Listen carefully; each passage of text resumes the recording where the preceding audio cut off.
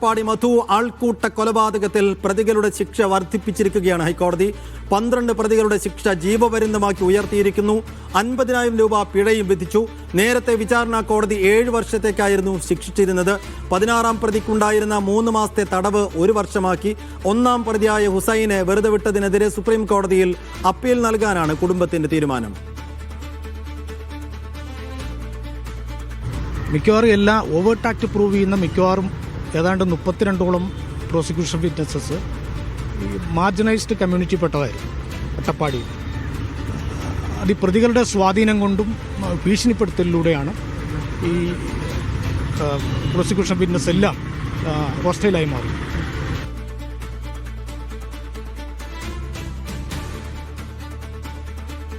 ഇതേമാതിരി സഹായി ലോക ജനങ്ങൾ ഇങ്ങനെ എന്നെ സഹായിച്ചു.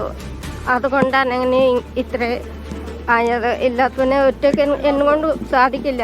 എല്ലാ സാർമാർക്കും ഒരിക്കലും എല്ലാവരും സഹായം ഉണ്ടായിരുന്നു. സർക്കാർ സഹായിച്ചിട്ടുണ്ട്. എല്ലാവരും അവരങ്ങനെ മുന്നിൽ അങ്ങനെ പറഞ്ഞത് കൊണ്ട് എന്താ വെച്ചത് കൊണ്ടാണ് എനിക്ക് ഇങ്ങനെ ആയാൻ പറ്റുക. അല്ലാതെ ഒറ്റയ്ക്ക് എന്നെ കൊണ്ട് കയറാൻ പറ്റില്ല. സാജിദ് അജ്മൽ വിശദാംശങ്ങളുമായി പാലക്കാട്ട് നിന്ന്. സാജിദ്, കുടുംബത്തിന്റെ അപ്പീൽ പരിഗണിച്ചാണ് ഇപ്പോൾ ഹൈക്കോടതി ഈ പ്രതികളുടെ ശിക്ഷ ഉയർത്തിയിരിക്കുന്നത്.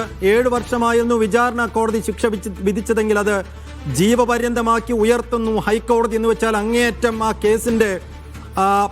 കേസിന്റെ പ്രസക്തി മനസ്സിലാക്കുകയും ഗൗരവം ഉൾക്കൊള്ളുകയും ചെയ്തുകൊണ്ടാണ് ഇരട്ടിയാക്കി ശിക്ഷ വർദ്ധിപ്പിച്ചിരിക്കുന്നത് ഹൈക്കോടതി.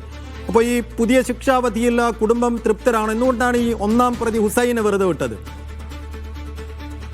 സൈഫുദ്ദീൻ, കേരളത്തിൽ ഏറെ ചർച്ച ചെയ്യപ്പെട്ട ഒരു കേസാണ് അട്ടപ്പാടിയിലെ മധു വധക്കേസ്.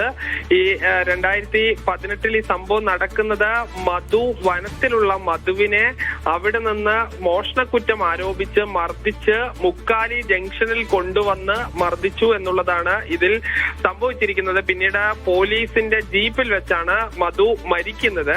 ഈ സംഭവത്തിൽ മണ്ണാർക്കാട് SC/ST കോടതി ഇത് മനഃപൂർവ്വമുള്ള ഒരു കൊലപാതകമായിട്ടല്ല കണ്ടത്.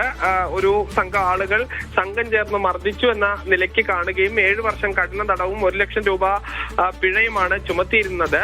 ഇന്ന് ഈ ഹൈക്കോടതി ഈ വിധിയെ കുറച്ചുകൂടി ഗൗരവത്തിൽ കണ്ടിരിക്കുന്നു എന്നുള്ളതാണ്. പ്രത്യേകിച്ച് SC/ST അട്രോസിറ്റി വകുപ്പിൽ കൂടുതൽ വകുപ്പുകൾ ചേർത്താണ് ഇപ്പോൾ ശിക്ഷ വിധിച്ചിരിക്കുന്നത്. ഇതിൽ ജീവപര്യന്തം, അത് 3 ജീവപര്യന്തം എന്നുള്ള രീതിയിലാണ് 12 പ്രതികൾക്ക് വിധിച്ചിരിക്കുന്നത്. സ്വാഭാവികമായും ഏറെ കാലം അവർ ജയിലിൽ കഴിയേണ്ടി വരും എന്നതിൽ സംശയമില്ല. 16-ാം പ്രതി മുനീറിന് 3 മാസം തടവ് എന്നുള്ളത് 1 വർഷം തടവായി ഉയർത്തുകയും ചെയ്തിരിക്കുന്നു. ഇതിൽ മണ്ണാർക്കാട് SC/ST കോടതി ഇതിൽ ഈ ഒരു ട്രൈബാണ്, ഒരു ആദിവാസിയാണ് എന്ന് ബോധപൂർവം അറിഞ്ഞുകൊണ്ട് ഉള്ള ഒരു ക്രിമിനൽ പ്രവർത്തനം, മർദ്ദനം എന്ന നിലയ്ക്കായിരുന്നില്ല കണ്ടത്. എന്നാൽ ഹൈക്കോടതി അങ്ങനെയല്ല ആ കാര്യങ്ങളെ കാണുകയും അതിൽ ശക്തമായ നടപടി സ്വീകരിക്കുകയും ചെയ്തിട്ടുള്ളത്.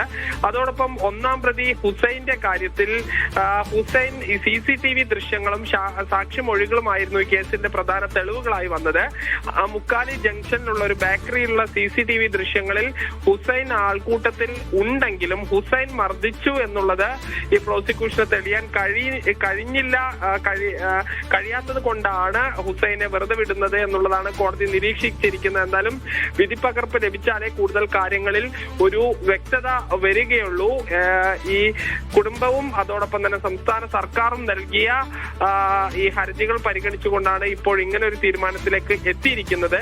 ഇനി സുപ്രീം കോടതിയിൽ പോയാലും ഇതേ നടപടിക്രമങ്ങളായിരിക്കും. അതായത് ഡിജിറ്റൽ തെളിവുകളുടെ വിശദമായ പരിശോധനയുടെ അടിസ്ഥാനത്തിലായിരിക്കും ഈ 1-ാം പ്രതി ഹുസൈനെ ഈ ശിക്ഷിക്കണമോ അതോ ഹൈക്കോടതി വിധി ശരിവെക്കുകയാണോ എന്നുള്ള കാര്യത്തിൽ ഒരു വ്യക്തത വരികയുള്ളൂ.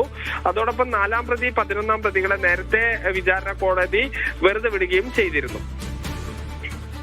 അപ്പോൾ സുപ്രീം കോടതിയിൽ അപ്പീൽ നൽകാൻ തന്നെയാണ് കുടുംബത്തിന്റെ നീക്കം. അത് സംബന്ധിച്ചൊരു അന്തിമ തീരുമാനം കുടുംബം എടുത്തിട്ടുണ്ടോ? ഇപ്പോൾ സാജിദ് സൂചിപ്പിച്ചതുപോലെ തന്നെ വിചാരണ കോടതി 7 വർഷം തടവ് ശിക്ഷ വിധിച്ച പ്രതികൾക്കിപ്പോൾ അത് ഇരട്ടിയാക്കി ജീവപര്യന്തമാക്കി ഹൈക്കോടതി ഉയർത്തിയിരിക്കുന്നു. ഇനി സുപ്രീം കോടതിയിൽ പോയാലും അവർ നിലവിൽ കോടതിയിൽ ഹാജരാക്കിയ ബോധിപ്പിച്ച മുഴുവൻ തെളിവുകളും ഒന്നുകൂടെ റിവൈസ് ചെയ്തു കണ്ട് അവർ ഒരു തീരുമാനമെടുക്കുമായിരിക്കും. പക്ഷെ അതിനൊക്കെ ഇനിയും കാലതാമസം ഉണ്ടാകും, അതിന് പിന്നാലെ പോകണം, അങ്ങനെയൊക്കെ ഉണ്ട്. ഒരു നിയമ പോരാട്ടത്തിന് കുടുംബം സുപ്രീം കോടതിയിലാണെങ്കിലും അതിന് ഒരുക്കമാണെന്ന് പൂർണ്ണമായും അറിയിക്കുകയാണോ? അപ്പം ഈ മധു വധക്കേസിൽ ഇനിയും നിയമ പോരാട്ടവും ഈ ലീഗൽ ഫൈറ്റും തുടരുമെന്ന് തന്നെയാണോ നമ്മളും കരുതേണ്ടത്? പോരാട്ടം തുടരും എന്ന് തന്നെ വേണം മനസ്സിലാക്കാൻ. ഈ മധുവിന്റെ അമ്മയും സഹോദരിയുമാണ് ഇപ്പോഴുള്ളത്. അവർ ഹൈക്കോടതിയിൽ തന്നെ ഈ വിധി കേൾക്കാനായി അവിടെ തന്നെയാണ് ഉണ്ടായിരുന്നത്. അവരുടെ അഭിഭാഷകരും മാധ്യമങ്ങളോട് സൂചിപ്പിച്ച കാര്യം അപ്പീൽ പോകുമെന്നുള്ളതാണ്. അതിൽ സംസ്ഥാന സർക്കാരിന്റെ ഒരു നിലപാടാണ് ഏറ്റവും പ്രധാന നിലപാടായി വരേണ്ടത്. ഇതിൽ ഹുസൈന്റെ വെറുതെ വിട്ട വിധിയിൽ മാത്രമല്ല, ഈ ആളുകൾക്ക് ക്യാപിറ്റൽ പണിഷ്മെന്റ്, അതായത് വധശിക്ഷ തന്നെ നൽകണം എന്നുള്ളതാണ് ഈ മല്ലി എന്ന മധുവിന്റെ അമ്മയുടെ അഭിഭാഷകൻ പറയുന്നത്. ഒരുപക്ഷെ ആ ആവശ്യം ഉന്നയിച്ചുകൊണ്ട് സുപ്രീം കോടതിയിൽ പോകാനുള്ള സാധ്യതയുണ്ട്. അതോടൊപ്പം തന്നെ പ്രതികളും കോടതിയെ സമീപിക്കാനുള്ള സാധ്യതയുണ്ട്. ഇന്ന് ഈ പ്രതികളുടെ അപ്പീലും അതോടൊപ്പം തന്നെ സംസ്ഥാന സർക്കാരിന്റെയും മധുവിന്റെ അമ്മയുടെയും ഈ ഹർജികളാണ് പരിഗണിച്ചിരുന്നത്. ഇതിൽ ഹുസൈന്റെ അപേക്ഷ സ്വീകരിക്കുകയും അതിലാണ് ഹുസൈനെ വെറുതെ വിട്ടത്. ബാക്കി പ്രതികളുടെ ഹർജികൾ തള്ളുകയും സംസ്ഥാന സർക്കാർ സമർപ്പിച്ച ഹർജിയിലാണ് പിന്നീട് ഇവർക്ക് ശിക്ഷ കൂടുതൽ നൽകിക്കൊണ്ടുള്ള വിധി വന്നത്. ഒരുപക്ഷെ സുപ്രീം കോടതിയിലേക്ക് മധുവിന്റെ അമ്മയും സംസ്ഥാന സർക്കാരും പ്രതികളും ഈ അപ്പീലുമായി പോകാനുള്ള സാധ്യതയാണ് ഉള്ളത്.